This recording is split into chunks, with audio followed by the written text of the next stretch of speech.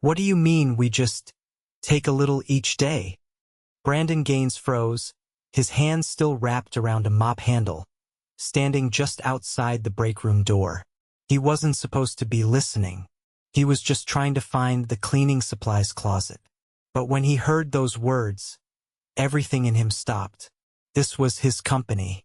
His name wasn't on the door, but it might as well have been. Brandon built it from nothing, started with a food truck 15 years ago, turned it into 5 fast casual restaurants across the state.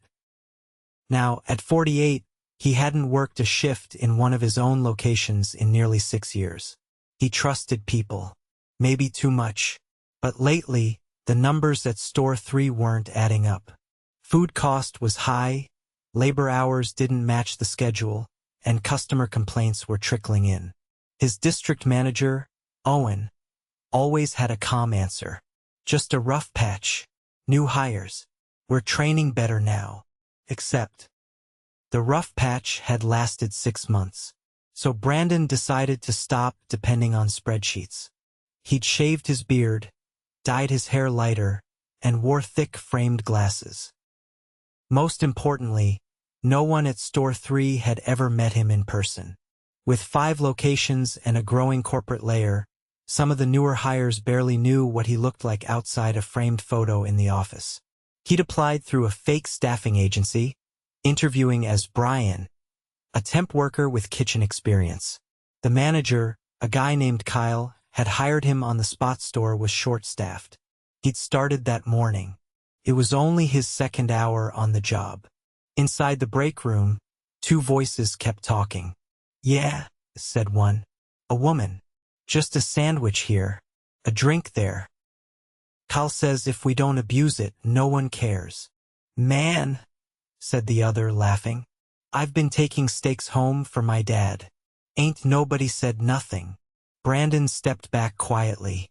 His heart was pounding. He didn't know their names yet. He didn't want to jump to conclusions. Maybe they were joking. Still, it hit him hard.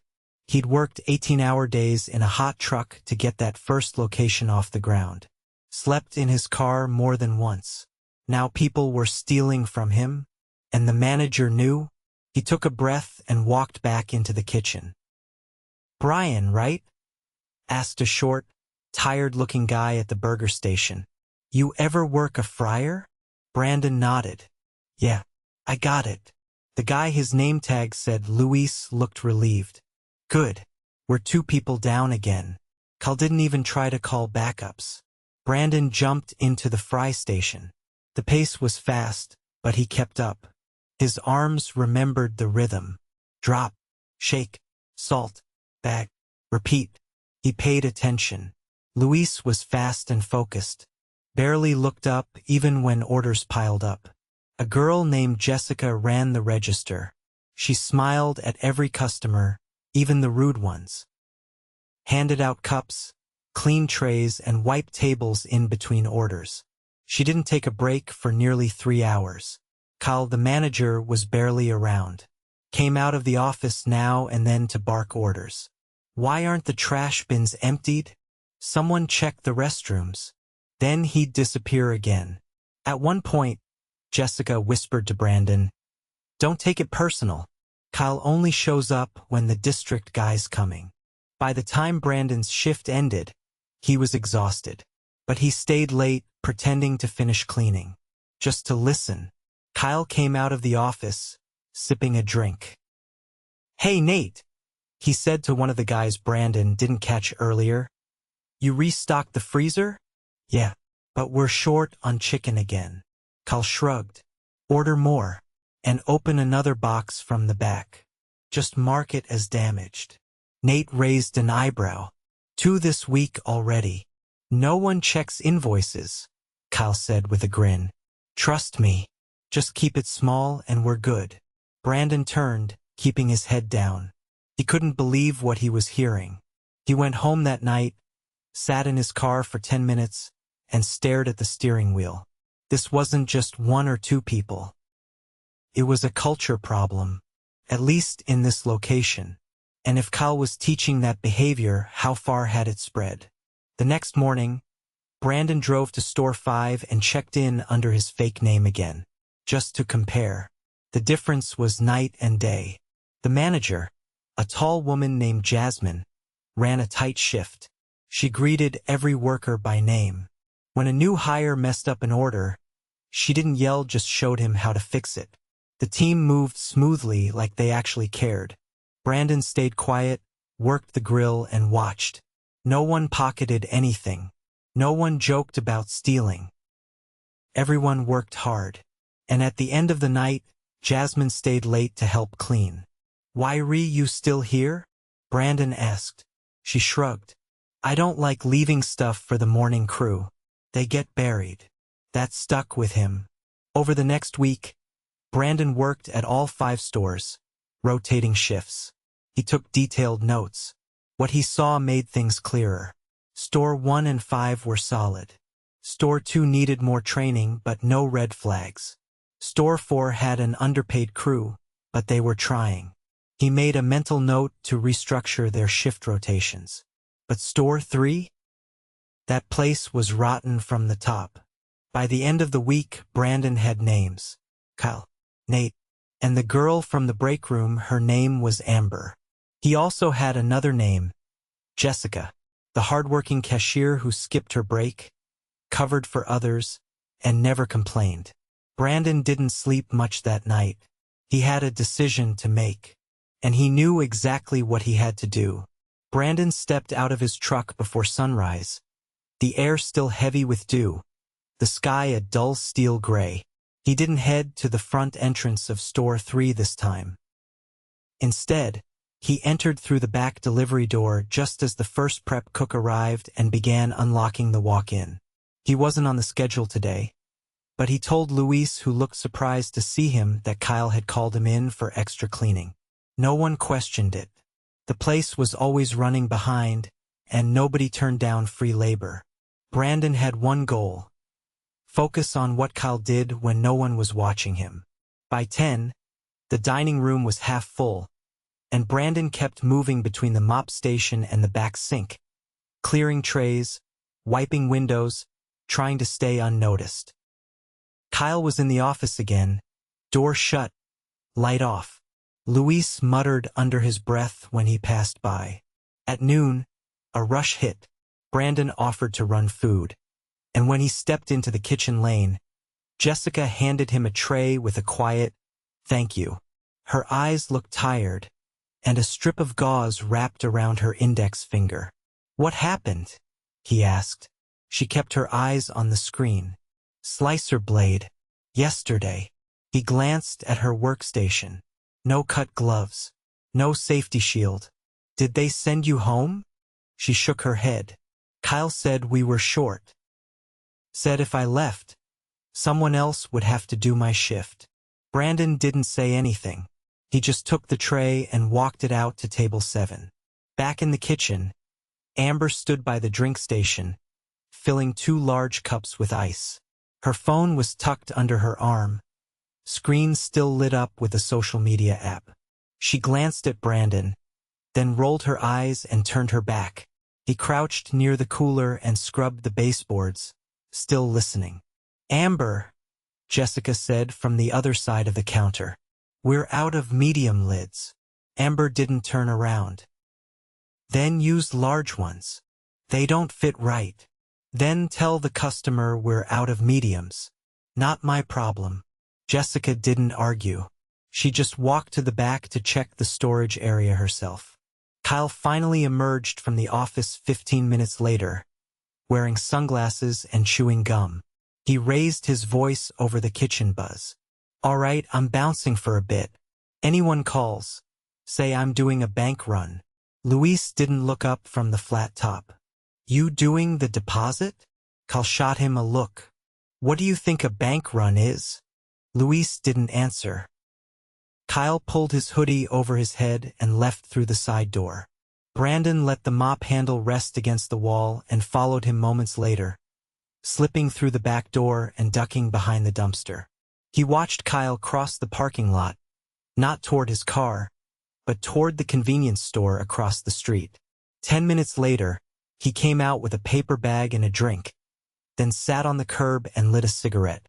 He stayed there for 20 minutes, scrolling his phone, before slowly walking back. Brandon returned inside before Kyle did. The next 2 hours brought more of the same. Brandon watched Nate pull 2 boxes labeled defective from the walk-in and quietly stash them behind the cooler. Luis noticed but didn't say anything. Neither did Jessica. No one wanted to be the one to speak up. At 3, the dining room cleared out and the staff rotated for breaks. Jessica didn't get one. Brandon stood beside her at the register. "Did you clock out for lunch?" She shook her head. "I'm not scheduled for one. Kyle said we're only allowed them if the shift's over 6.5 hours. He frowned. "That's not legal." She glanced up. "You new here. You'll see how it works." Brandon nodded slowly. "I'm seeing it." By 5, Kyle was back in the office again. Brandon waited until the dinner prep was underway, then stepped into the hallway and knocked. Kyle didn't look up from his laptop. "What?" "Got a question," Brandon said. "About the break policy." Kyle leaned back. "You don't get one unless your shift's over 7 hours. You staying that long?" "I might. Then take a smoke break if you want. Just don't clock out for it." "I don't smoke." "Then grab a drink. Chill out for 5. You're not on salary, so don't get fancy." Brandon stood still. Kyle raised an eyebrow. "You done?" "Yeah," Brandon said. "For now." He stepped out and walked toward the utility closet. He was done playing along. That night, he called a meeting at Store 3 after closing. He used the emergency override to lock the doors. Every employee on shift was asked to stay. Luis looked confused. Jessica looked nervous. Amber groaned audibly. Kyle was the last one out of the office, holding his phone, brows furrowed. "What's going on?" he said. Brandon stepped forward and pulled the glasses off his face. The room went still. Jessica blinked. Luis looked stunned. Kyle said nothing at all. Brandon's voice was calm. "My name is Brandon Gaines. I own this company." No one moved. "I've been working here for a week under the name Brian. I've seen everything I need to see." Kyle's jaw tensed. You can't just, "Yes, I can," Brandon cut in. "And I just did." He turned to Luis. "You've kept this place running. You've done more than your job without one thank you, and I saw that." Luis looked down, unsure what to say. He turned to Jessica. "You worked with an open wound and didn't complain. You covered for others. You've been mistreated, and I'm sorry you've had to carry that." Her eyes watered, but she didn't speak. Then Brandon looked at Amber. "You've been disrespectful to coworkers, refused to help during rushes, and I heard you encouraging theft. You're done here. Effective immediately." Amber crossed her arms. "Okay, whatever." He turned to Nate. "Same goes for you. I watched you mislabel inventory. You knew it was wrong." Nate's face flushed. "Kyle told me to." "You're an adult," Brandon said flatly. "You made a choice. You're accountable for it." Then he looked at Kyle. "You've lied about your hours. You've left shifts unattended. You've pressured employees to skip breaks and ignored safety protocols. You've taught a culture of cutting corners and normalized theft." Kyle smiled, but it didn't reach his eyes. "You think they'll run this place without me?" Brandon didn't blink. "They already have." Kyle was fired on the spot. Brandon handed both he and Nate termination paperwork and told them to gather their things and leave. Amber was already walking out the back door without a word. The room was silent for a long moment. Brandon turned back to the remaining staff. "Tomorrow, this store opens 2 hours late. We're bringing in a transition team. I'm promoting Jasmine, the manager from Store 5, to take over here. She'll be here in the morning. You'll have a say in how this place moves forward." Luis finally spoke. "You're really the owner?" Brandon nodded. "Yeah, and I forgot what it was like on the ground. That won't happen again." Jessica shifted her weight. You coming back? Brandon smiled, tired but sincere. I'll be around, not with glasses and a mop, but I'm not disappearing. He paused, then added, for what it's worth, thank you for sticking it out. No one applauded, no one cheered, but the tension in the room cracked just a little. Brandon stepped outside into the night air. He didn't feel triumphant. He felt responsible. And tomorrow the real work would begin. The following morning, Brandon arrived before anyone. The store was dark, the sky outside still holding onto the last shades of dawn. He unlocked the back entrance himself. Jasmine pulled in 10 minutes later, stepping out of her sedan with a clipboard in hand, and the same no-nonsense focus he'd seen in her during her shifts at Store 5. She didn't waste time. You want me to start with the walkthrough or the team sit down? She asked, adjusting her sleeves. Team first, Brandon said. They need to know you're here to lead, not just plug holes. By 7:30, the remaining staff from the previous day had gathered in the dining area. Luis sat on the edge of a chair, arms crossed but listening. Jessica leaned forward, elbows on her knees. Two others, a new face named Devin and a prep cook named Rochelle, looked unsure but alert. Jasmine stood at the front with her clipboard lowered. I'm not here to replace one boss with another. I'm here to rebuild the standard. That means no more shortcuts, no more blurred lines. You'll get the schedule ahead of time. You'll get proper breaks. And if something isn't safe, we stop it. Immediately, Luis shifted in his seat. You cutting hours? No, Jasmine said. I'm rebalancing them. If someone's been carrying more than their share, that change is starting today. Devin raised a hand. What about the people who took stuff? You know, who left? They're not part of this team anymore, Brandon answered. You are. That means you get a clean slate. But a clean slate still comes with expectations. Jessica nodded slightly, not smiling, just taking it in. Jasmine divided the morning into 3 blocks. First, a full inventory review. Second, safety and compliance prep.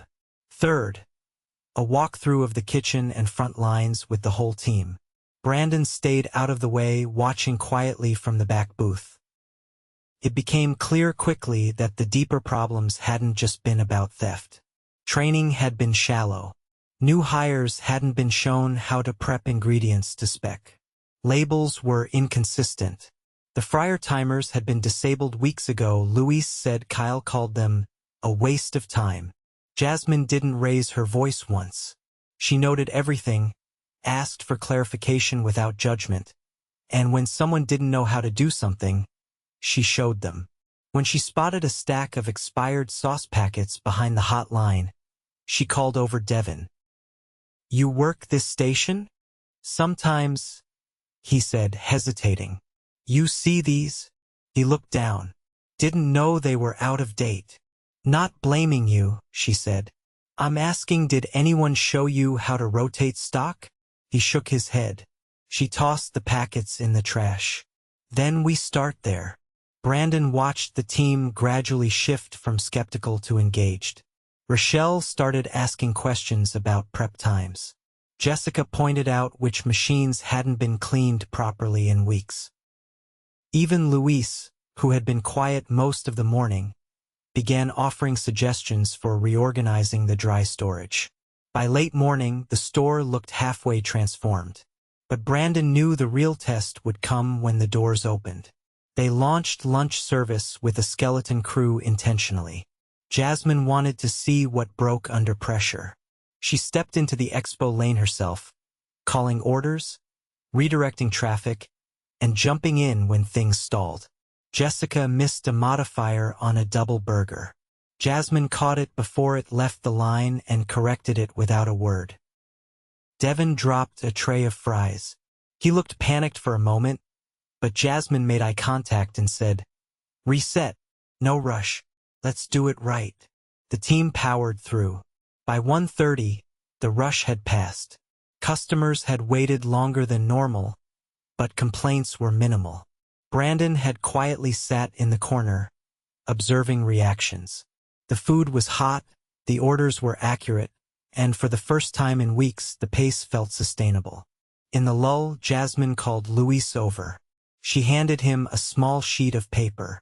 "Write down every piece of equipment that's been acting up," she said.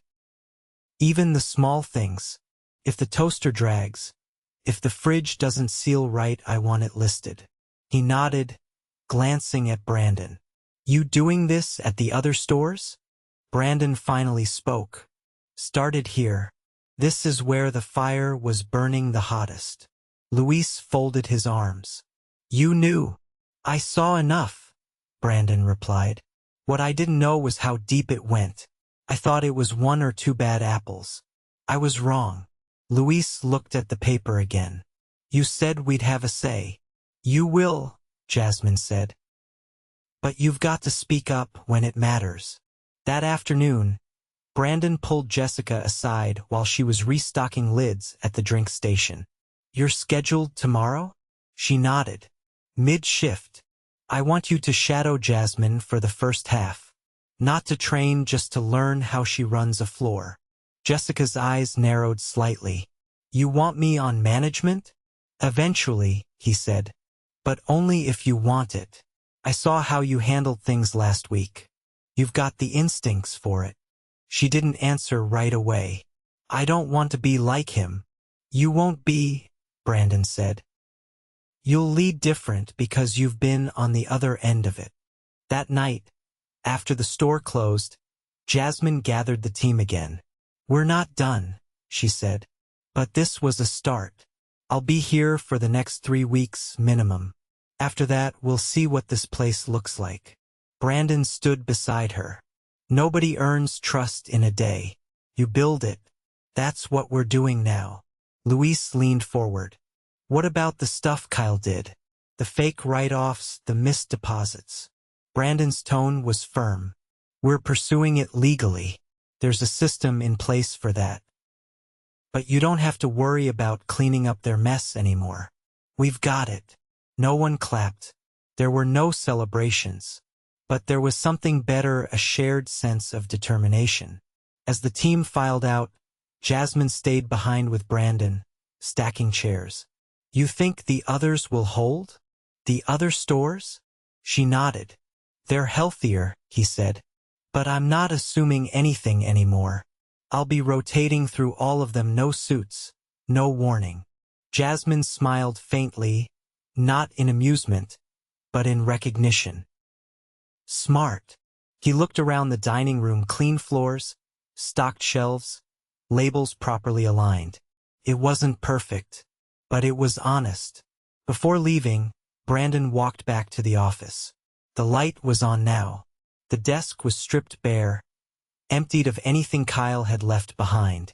There was a dent in the wall by the file cabinet, a scuff mark on the floor where the chair had scraped too many times. He sat down and opened a new notebook. At the top of the page, he wrote 3 words, "No more distance." Then he closed it, locked the office door, and stepped outside. This time, he didn't feel responsible. He felt ready. 3 weeks passed. Not quietly. Each day at Store 3 brought new resistance. Not from the remaining staff, but from the systems that had held them under. Equipment breakdowns that had been ignored now needed emergency repairs. Invoices were messy, some missing, others suspiciously inflated. Vendor relationships had to be re-established. Jasmine worked open to close for 14 days straight, refusing to take personal shortcuts while correcting operational ones. Brandon stayed involved, but not as a shadow anymore. He rotated between the stores, sometimes barbacking at Store 1, sometimes helping prep at Store 2. He made himself visible but not disruptive. He was learning how to lead again by watching, not assuming. At Store 3, the shifts were still tight.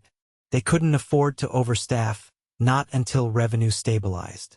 That meant shorter breaks, careful scheduling, and rotating roles to avoid burnout. But the difference was in the energy now. When things got hard, people leaned in. They didn't roll their eyes or look for excuses.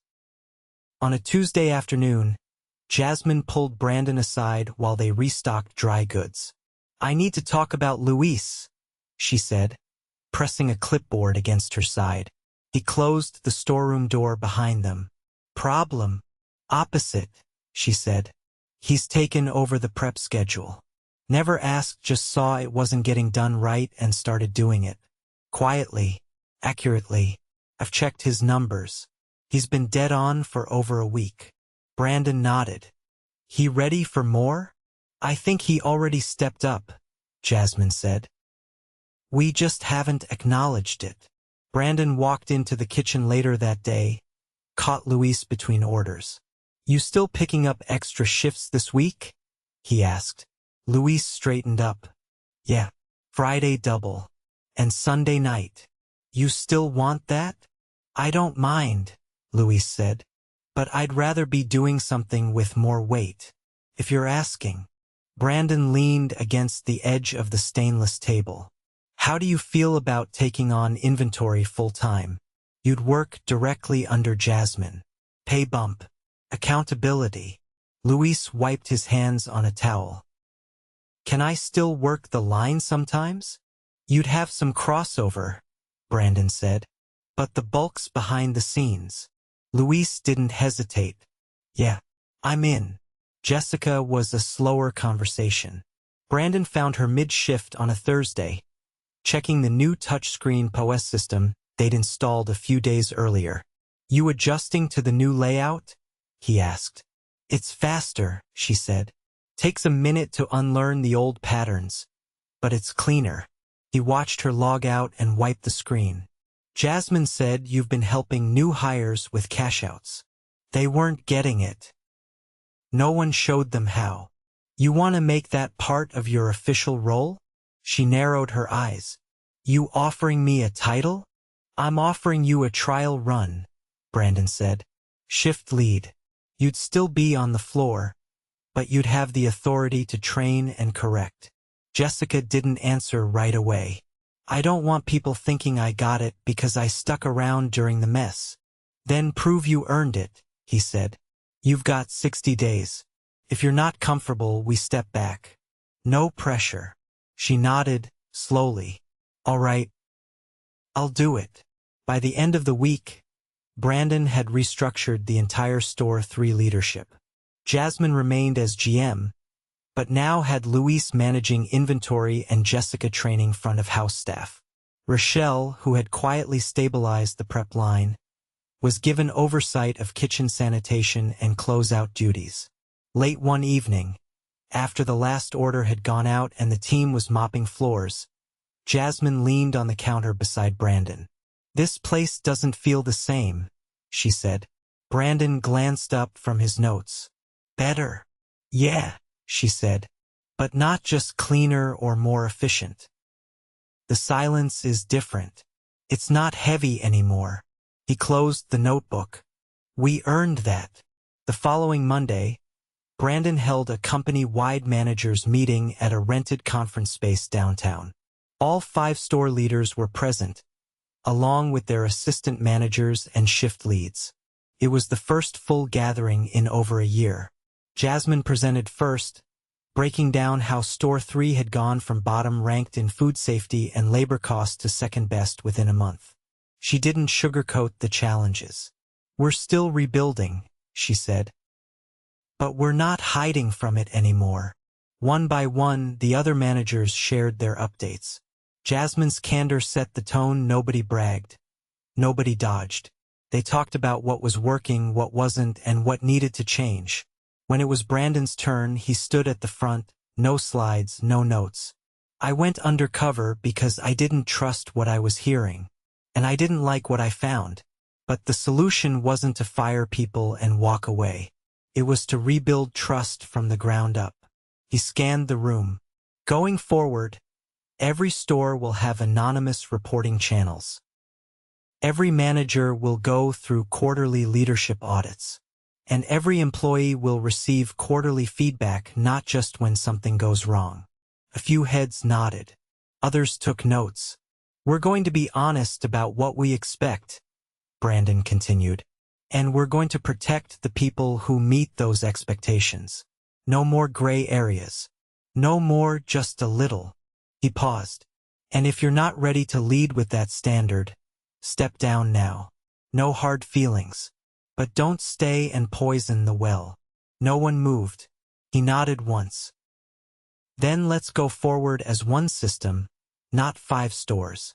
After the meeting, he caught up with Owen, the district manager who had downplayed the issues for too long.